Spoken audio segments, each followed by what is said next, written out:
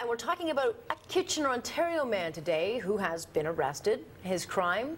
Well, his daughter drew a picture of a gun at school. Police hauled him away to the station, strip searched him, all because of his 4-year-old's drawing. So let's bring in Brian Dunstan, who's been following developments on this story. And the more you hear about this story, the more ridiculous it comes. If it were not such a, threat to this guy's life and reputation and the well-being of his daughter, it's ridiculous. Absolutely. You know, Alex, you look at this story and it's more than a head scratcher. You got to really raise an eyebrow and think, how can a little girl, kindergarten, draw a picture that has such almost long-lasting repercussions? Here, let me paint the picture for you, not to be punished here. A 4-year-old girl goes to school, draws a picture of her father, and the teacher asks the little girl, "What have you drawn there?" And she goes, "That's my daddy shooting burglars and monsters."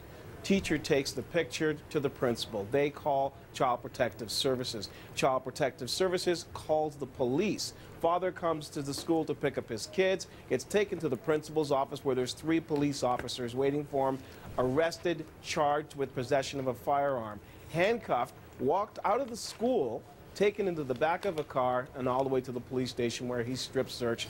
No weapon was ever found.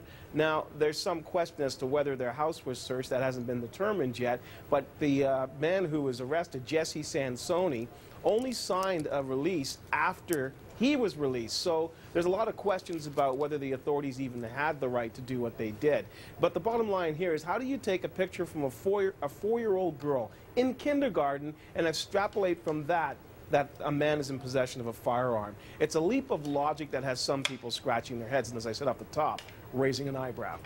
Yes, and I would think a few defense lawyers out there are probably champing at the bit to get in on this one, because it just seems that his rights were, if in fact this is true, his rights were completely trumped. I mean, was he read his rights? Did the police go into his home? Did they have a warrant? Because if they didn't, then a lot of lines have been crossed here. And those are all questions that need to be determined. One of the things we should say, though, Alex, is this. They have to follow a certain protocol in schools. And when a teacher feels that a child's well-being is threatened, they have a protocol in place that they have to follow, and that's what they did. Now, you can put it under the heading of CYA, which we all know means cover your derriere, but this is what they have to do. And if the teacher feels this is warranted, they go through these steps, and that's what led to Jessie Sansone being arrested and ultimately charged and then released for having possession of a firearm.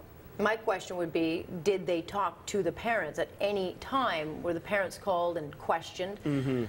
Well, as near as I can determine, Alex, that was never part of the process. They went right to Child Protective Services, who went to the police. Police showed up, and boom, Jessie Sansone was taken away. Further to this, too, the police went to the home and brought the mother with their 15-month-old child, who was already at home, to the station. The children were taken and questioned. The mother was sitting there not knowing what was going on. All she knew that her husband was in custody and charged with something.